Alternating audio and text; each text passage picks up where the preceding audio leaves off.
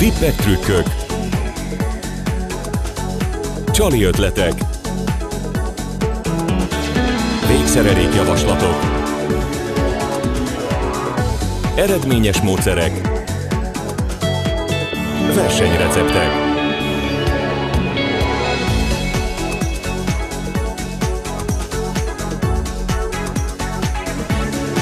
Versenytitkok, első rész, féderezés víz közt, Döme Gábor filmje.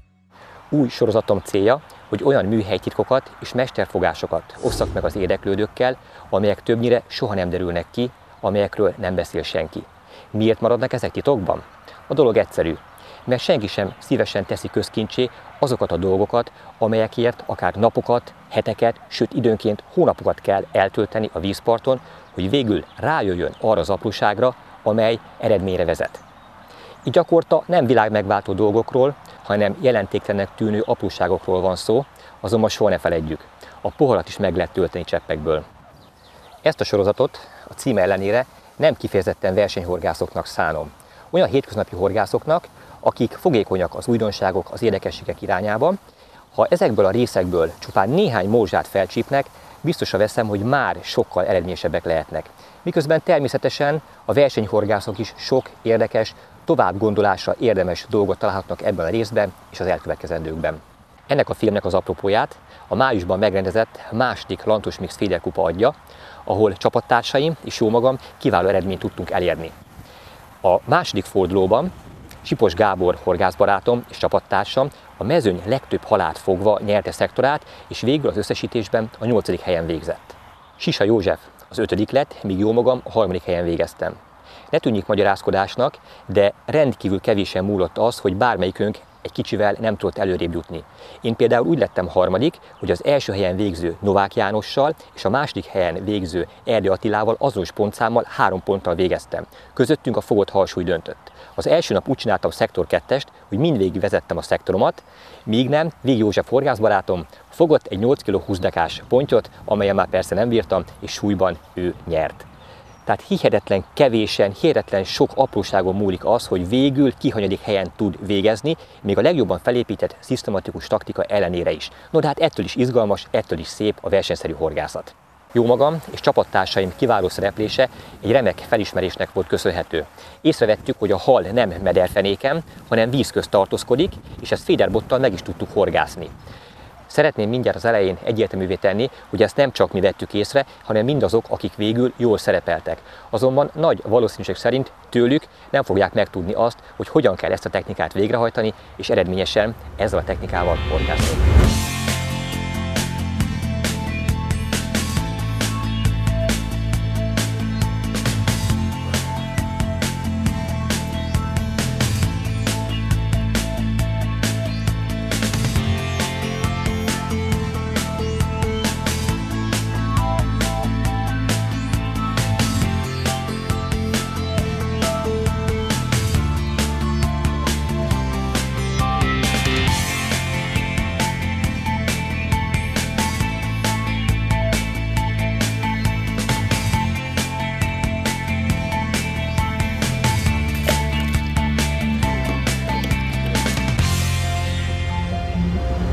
No, de ne szaladjunk ennyire előre, haladjunk lépésről lépésre.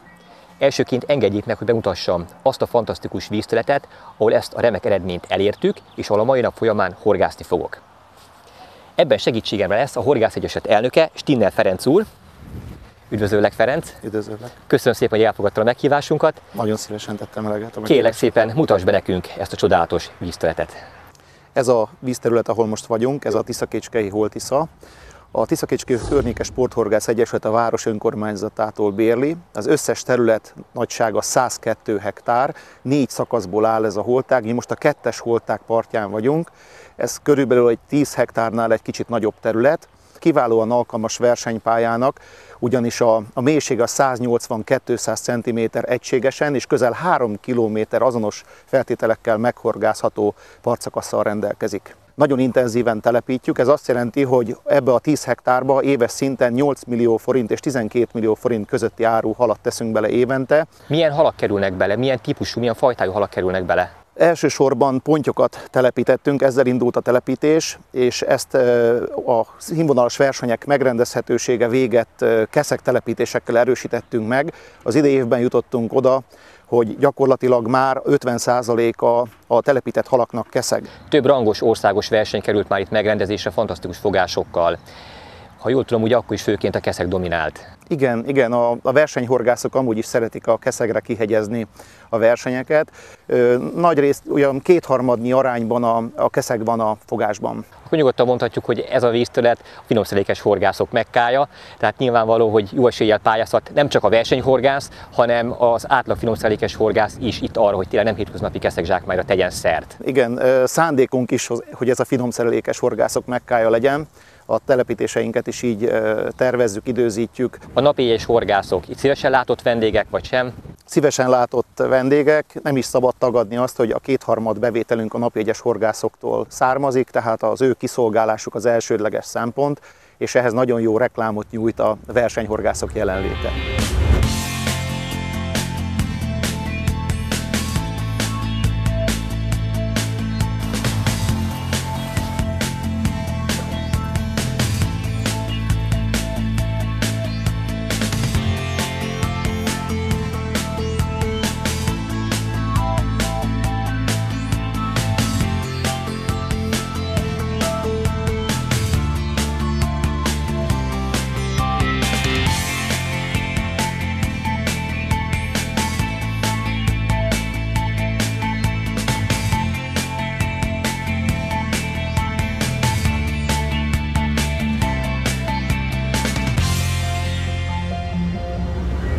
Tekintsük át azokat az eszközöket, amelyekkel a mai nap folyamán horgászni fogok.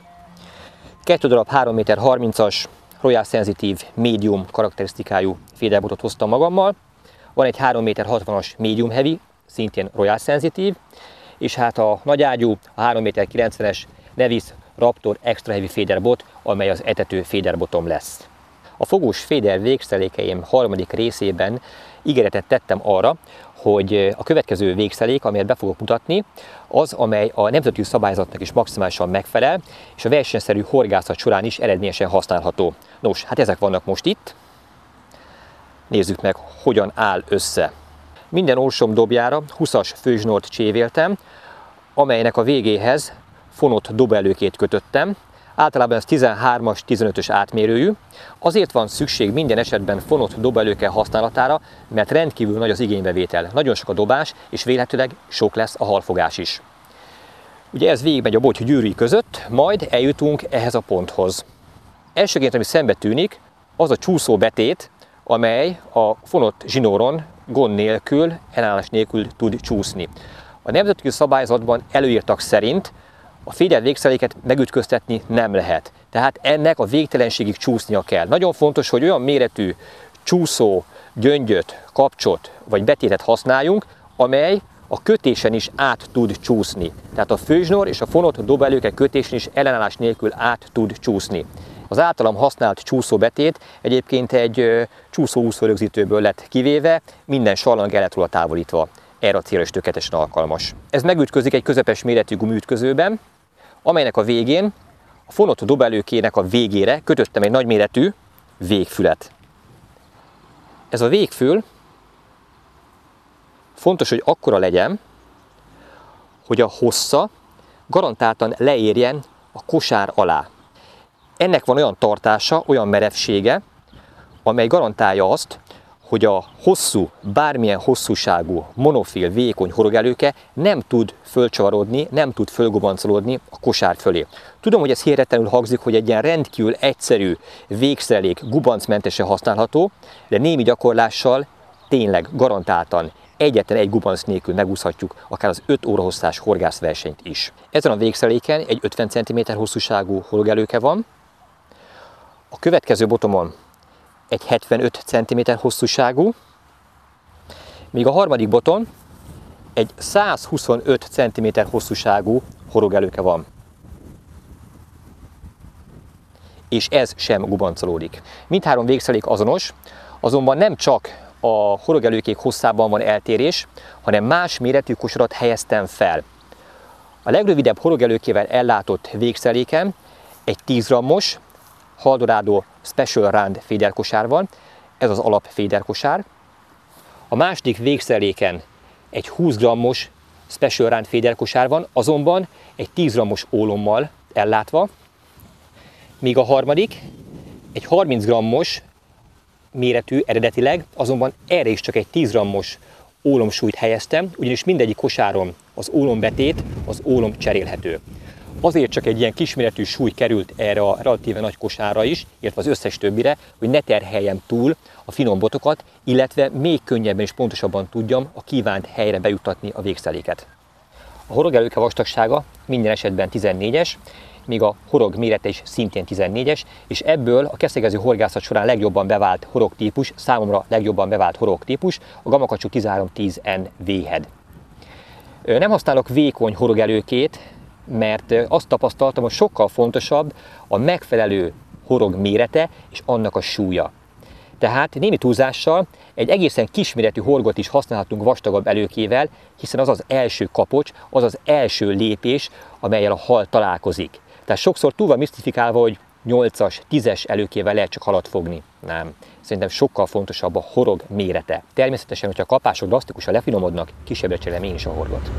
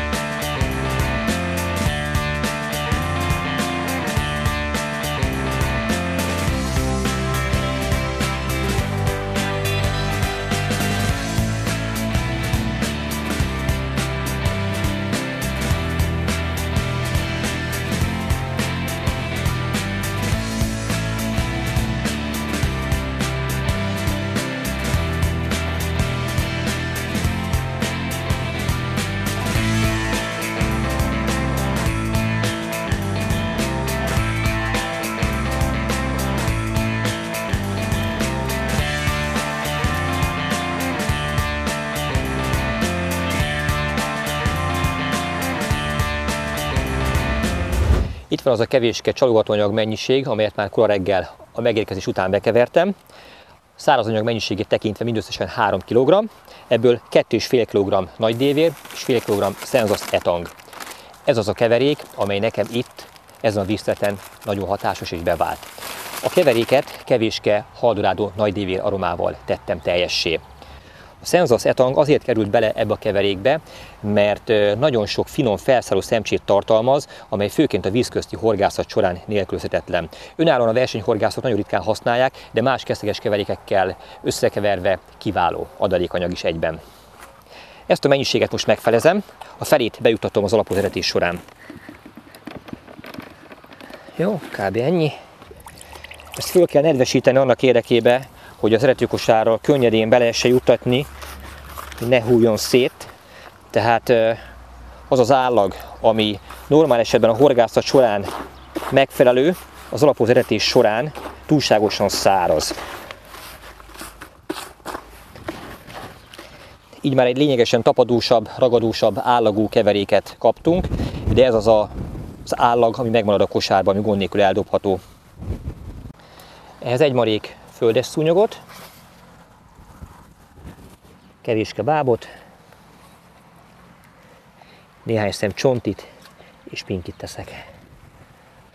Az elején semmiképpen sem szabad túlságosan nagy mennyiségű élanyagot bejuttatni, mert akkor a horgunkat nem veszik észre a halak. Véletlenül az elején még nincsenek olyan tömegben, hogy nagy legyen a táplálék konkurencia, ezért lassan, fokozatosan, óvatosan, de egyre nagyobb mennyiségben kell majd a későbbiek folyamán, ahogy növekszik a kapások száma, az élanyag mennyiségét is növelni. A megmaradt kaja másik felét belöntöm a dobozkába, azért szembetűnő a különbség, tehát ez az, ami a későbbiek folyamán a horgászat során kell majd, még ugye ez még egy lényegesen ragadósabb, tapadósabb, sötétebb színű keverék lett a fölvizezés által.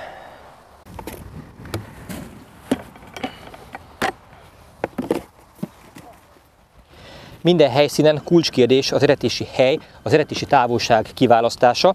A helyi horgászokkal folytatott megbeszélések során arra megállapítást jutottam, hogy a legtöbben, akik eredményesen horgásznak itt, 16 és 22 méterre horgásznak a parttól, és ezt a távolságot megközöltem. 19 méterre fognak ezek a gombócok a parttól becsapódni. Kiválasztok a túlparton egy támpontot, és megpróbálom minden esetben oda bejuttatni az alapozó gombócokat. Annak érdekében, hogy a gombócok mindig azonos távolságba essenek le, a főzsinort, amely jelen esetben fonott főzsinor, a zsinórklipszbe beakasztottam.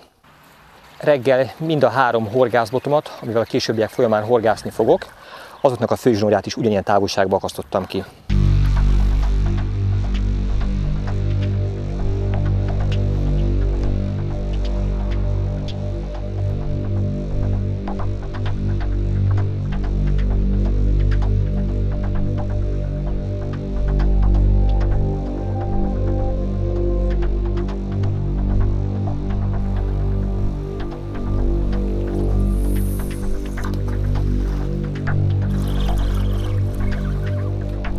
Na, erre a botra már nem lesz szükség. Mai nap folyamán teljesítette a kötelességét, jöhetnek a horgászatra szánt eszközök.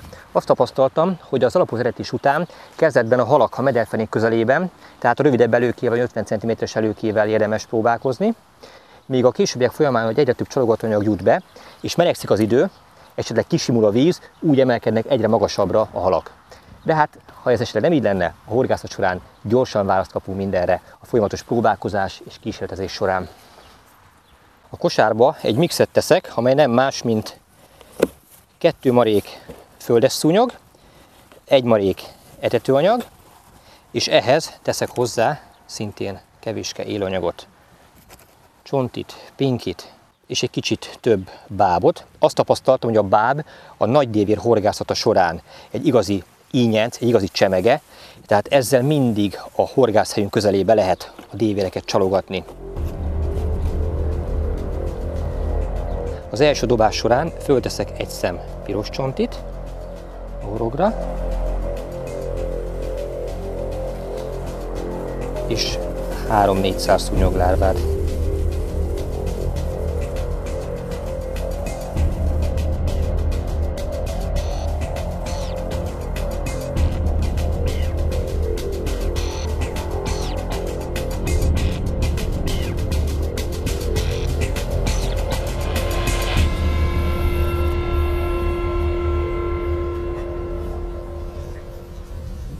Folyamatos dilemmát jelent minden versenyhorgásznak, de hát valószínűleg a hétköznapi horgászoknak is, hogy milyen kosarat használjanak, zárt vagy nyitott kosarat. A versenyhorgászatok során a horgászok döntő többsége a zárt kosarat használja, azért, mert ezzel lehet a laza szerkezetű etetőanyagot és az élőanyaggal feldúsított csalogatóanyagot könnyedén bejuttatni. Ez egy nyitott kosárba sokkal nehezebben belegyúrható, illetve az élőanyag szinte biztos, hogy sérülni fog, meg fog roppanni, illetve a keményebb gyúrás miatt egyszerűen lassabban oldódik. Míg a versenyhorgászat során minden másodperc számít. Ugye, mint az akváriumi felvételben is látszódott, ez, hogy vízbe kerül, szinte azonnal a vízbeérés után kitúródik a kosárból. Ezért célszerű, hogyha gyors, hatékony horgászatra vágyunk, zárt kosarat használni. Kb. 5 perce van bent az első dobás után a végszerelék, és kapás nélkül ülök itt. Úgy néz ki, hogy nincs fenéken hal, és már érdemes meglebegtetni, illetve már érdemes a mederfenék fölött próbálkozni.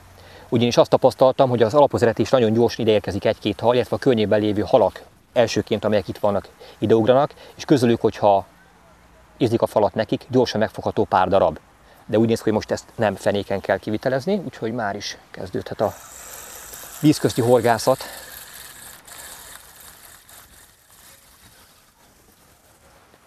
Milyen termékek alkalmasak a csali meglebegtetésére?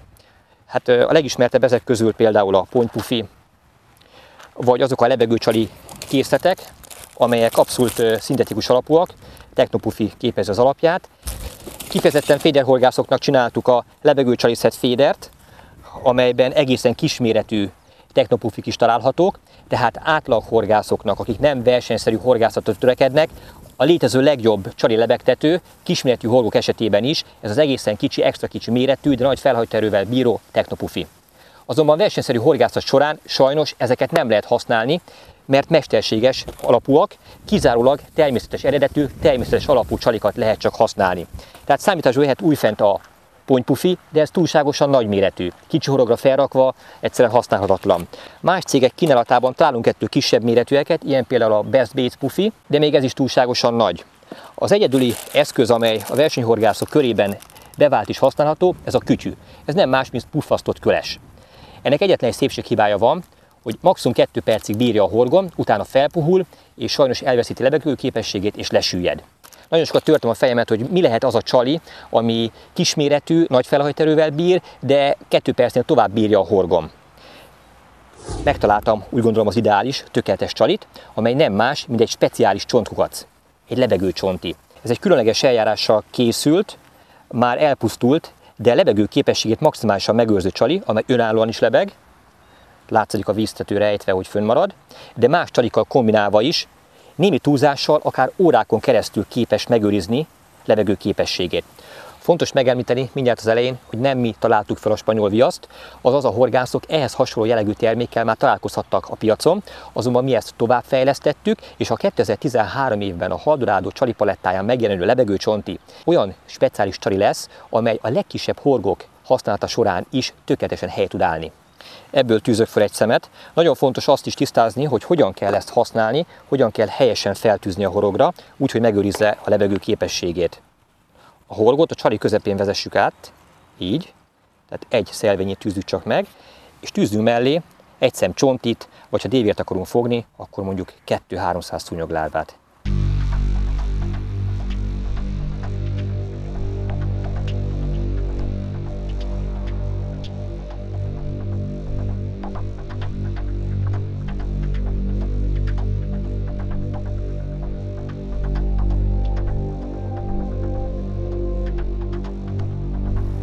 A kosárba ugyanaz a keverék került, mint az előbb.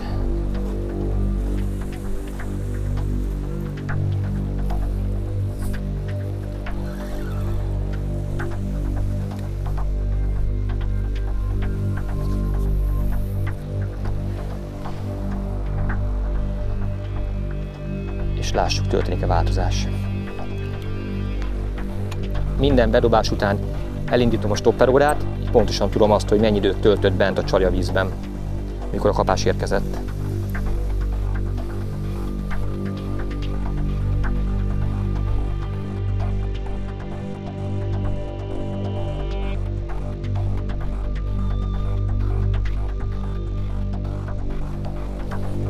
Hopp. És itt van az első, megvan? Megbizony. Hát döbbenetes. Nem töltött bent 2 percet sem a végszerelék, és már is kapásom van.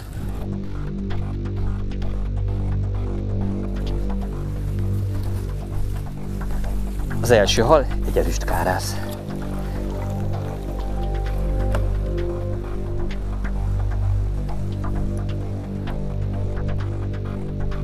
Lám ennyit tesz a jó helyen felkínált csali, tehát ez pont fél métert volt a mederfenéktől meglebegtetve. De az a gyanúm, hogy még magasabbra kell a csalit emelni, ezért most egy még hosszabb, egy extrém hosszú, a 125 cm-es hosszúságú horogelőkével ellátott végszeréket veszem kézbe. Megnézem, hogy vajon van-e ebben a vízrétegben is hal. A csali ugyanúgy a lebegőcsonti, és 300 szúnyoglárva.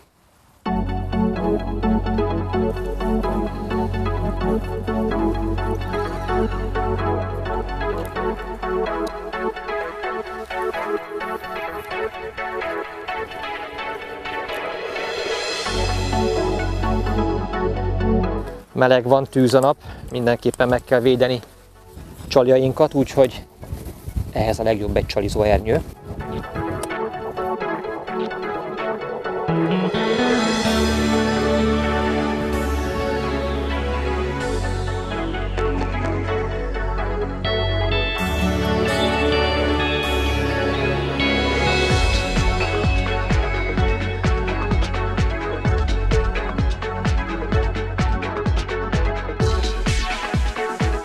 A 125 cm-es előkén ragadt rajta ez a kárász. Az elnök úrtól megtudhattuk, hogy a víz mélysége 180 cm, akkor ez azt jelenti, hogy durván 55-60 cm-re vagyok a vízfelszín alatt ezzel a meglebegtetett csalival. Hihetetlen, hogy följön a víztetőre a hal. Miközben joggal merül fel a kérdés, hogy mit keres a hal ennyire fent a felső vízrétegben. Nyáron, amikor a víz felszínét süti a nap, nagyon komoly hőrétegek képződnek, nagyon komoly hőmérsékleti különbségek alakulhatnak ki a víz alsó, középső és felső vízrétegében. Ezért a hal minél jobban melegszik a víz, és főleg, hogyha ráadásul az alsó vízterület oxigénhiányos, felemelkedik a középső, illetve a felső vízrétegekben. Ha nem tudjuk lecsalni a halakat a mederfenékre, akkor lám, megvan a megoldás. A legegyszerűbb módja, ott kell felkínálni a csalit, ahol ők tartózkodnak.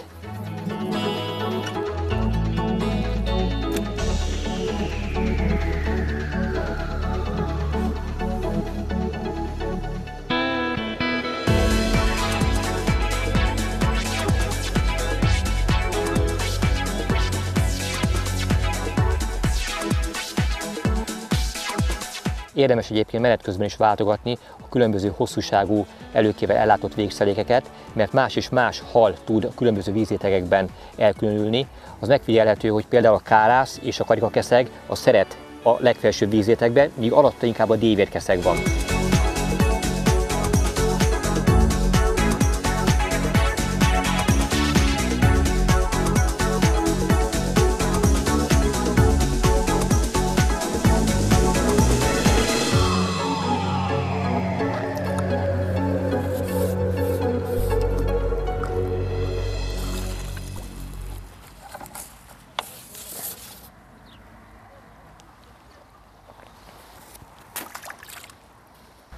Nagyon látványos az, hogy ahogy beborul, illetve felerősödik a hullámzás, már is a felső vízrétegből szinte teljes egészében eltűnik a hal. Ilyenkor a fenék közelébe mennek a halak, és kizárólag a rövid, maximum 50 cm-es forrógelőkével lehet halat fogni. Sőt, ahogy telik az idő, amikor már egy olyan 3 oroszlányi eltelt a horgászatból, és szépen pontosan, folyamatosan, szisztematikusan egy helyet horgáztunk, akkor mindenképpen érdemes megnézni mederfenéken is, mert mindig van egy-két olyan hal, amely lesüllyed, lemegy a mederfenékre, és ezek általában a termetesebb egyedek, a nagyobb egyedek.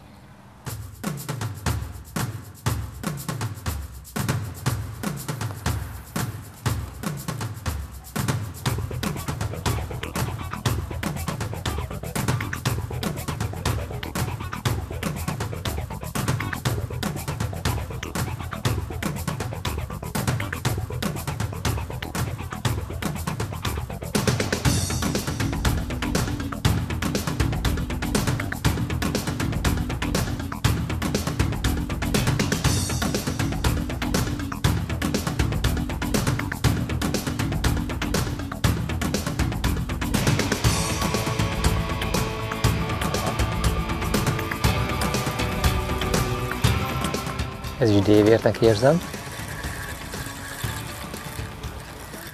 Minél több etetőanyag jut be a vízbe, annál jobban felpörög a halfogás üteme, annál előbb érkezik a kapás, és úgy nő a halak mérete is.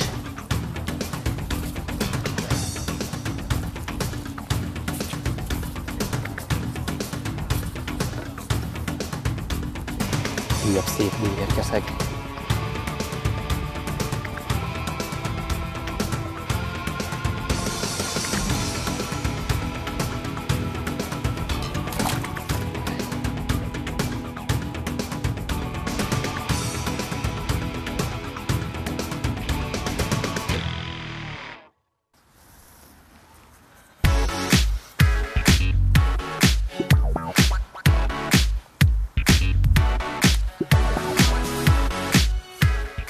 Lehet, hogy megjött az első potyka.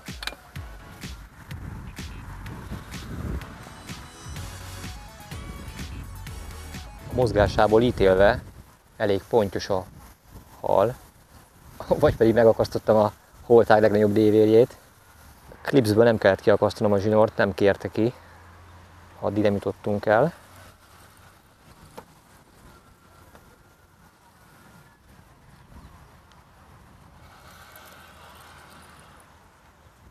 Ez a hal a fenékre letett csalira jött, és hogy említettem, esély van rá, hogy ilyenkor a termetesebb egyedek köszöntenek be. Nos, úgy néz ki, itt van őkelme, azaz potyka. Finom 3,30 m félyerbot nagyon szépen felőrje a halnak az erejét, A fék mindegyik be van szorítva, nem volt rá szükség, hogy kiengedjem. Igaz, a visszaforgásgátlót kikapcsoltam, és szükség esetén, hogyha zsinort kell neki adni, akkor az ujjammal adagolom neki a zsinort. És megvan a potyka.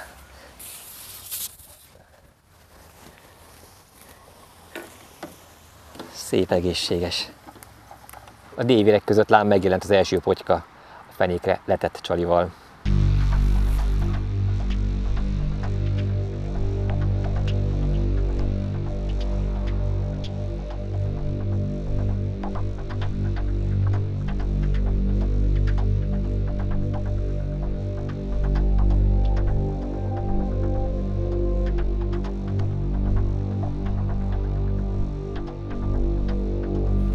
Mekkora dévér.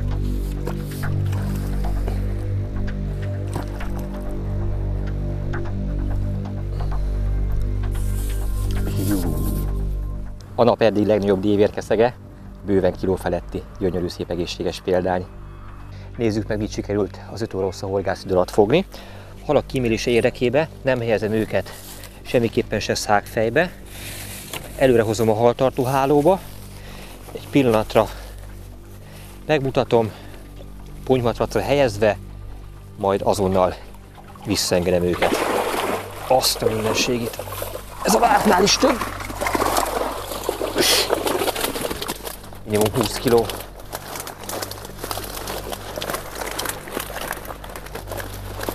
Jól látható, hogy a zsákmány jelentős része nagy testű dévérekből áll. Ennyi volt, engedem is azonnal vissza.